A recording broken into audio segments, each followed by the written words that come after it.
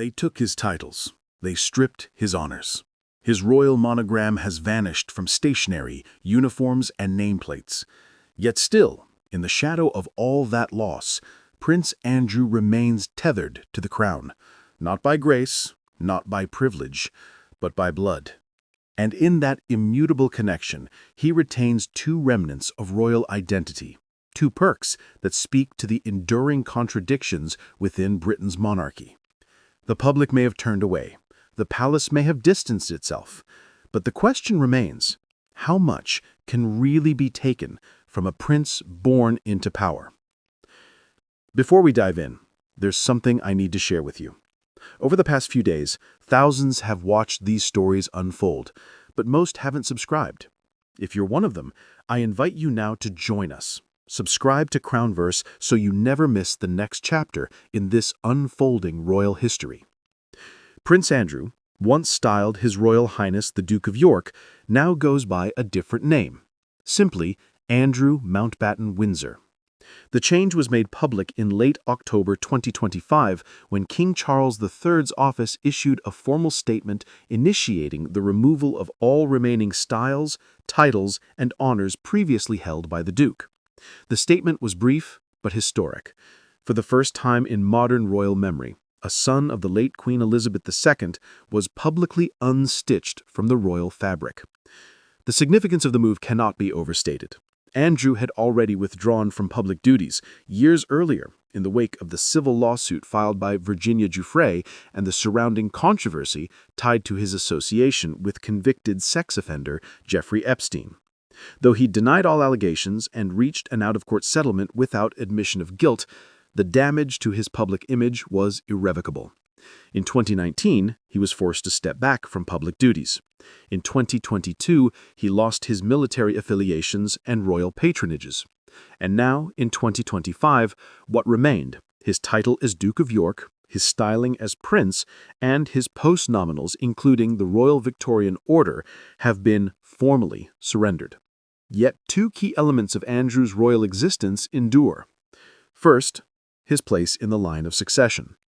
Despite being stripped of his styles and honors, Prince Andrew remains eighth in the line to the throne in Britain. This is not a symbolic relic, nor a mere oversight.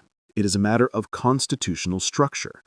The line of succession is governed not by royal decree, but by an act of Parliament, the Succession to the Crown Act 2013, among others. To remove Andrew from that list would require formal legislation and, more importantly, the consent of all Commonwealth realms where the British monarch remains head of state.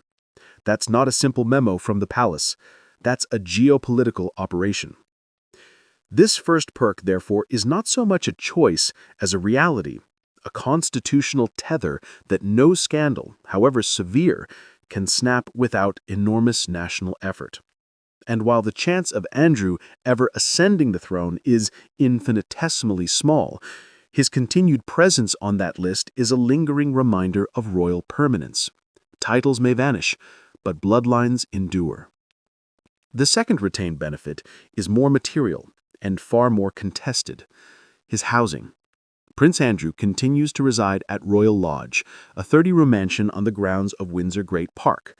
It has been his home since 2003, a property leased from the Crown Estate under a 75-year agreement that began with a one-off payment and continued maintenance responsibilities. Recent reports suggest that following his public disgrace, efforts have been made by the palace to encourage or pressure Andrew to vacate Royal Lodge and relocate to the more modest Frogmore Cottage, the former Windsor residence of Harry and Meghan Markle. And yet Andrew remains in Royal Lodge. The reasons are layered. Legally, his lease grants him significant security over the property, so long as he upholds his financial obligations.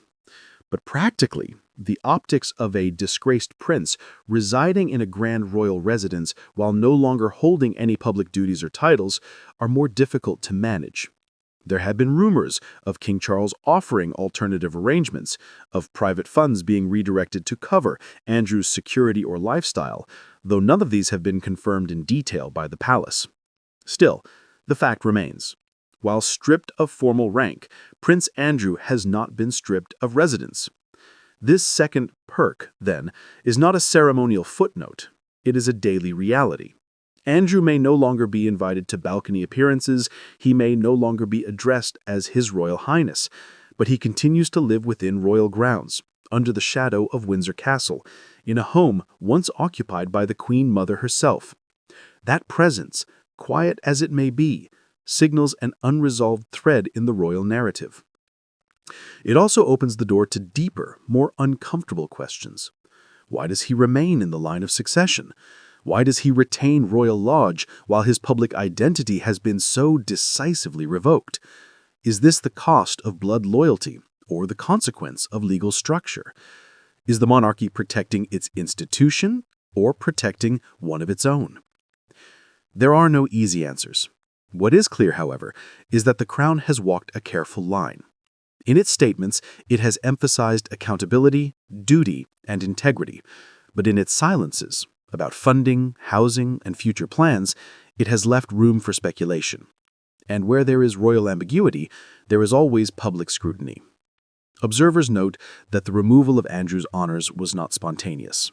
It followed renewed criticism, legal pressure from Republican groups, and a growing sense that the monarchy, under King Charles, must be seen to evolve or risk alienating the public trust. The king's decision to strip his brother of royal trappings was firm, perhaps even ruthless, but it was calculated.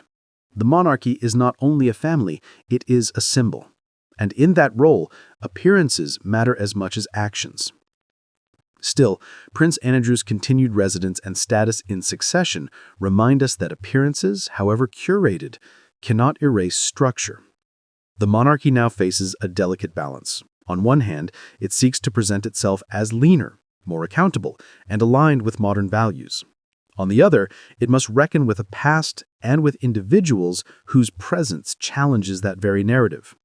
For Charles, this means upholding tradition while managing reinvention. For Andrew, it means living in the quiet space between disgrace and privilege.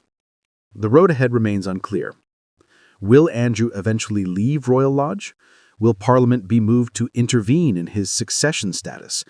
Or will time, silence, and royal discretion allow his continued existence within the institution, if not in name, then in shadow? Only one thing is certain. As long as Prince Andrew resides on royal grounds and remains a heartbeat in the constitutional order, his story will never fully fade. And so the monarchy must ask itself not just how to preserve its legacy, but how to manage the ghosts that legacy creates. If you've watched this far, we want to hear from you. Should Prince Andrew be removed from the line of succession? Should he continue living on royal property? Or has the crown done enough? Leave your thoughts in the comments. And if you enjoyed this journey into the hidden world of the crown, don't forget to like, subscribe, and join us here on Crownverse, where royal history lives on.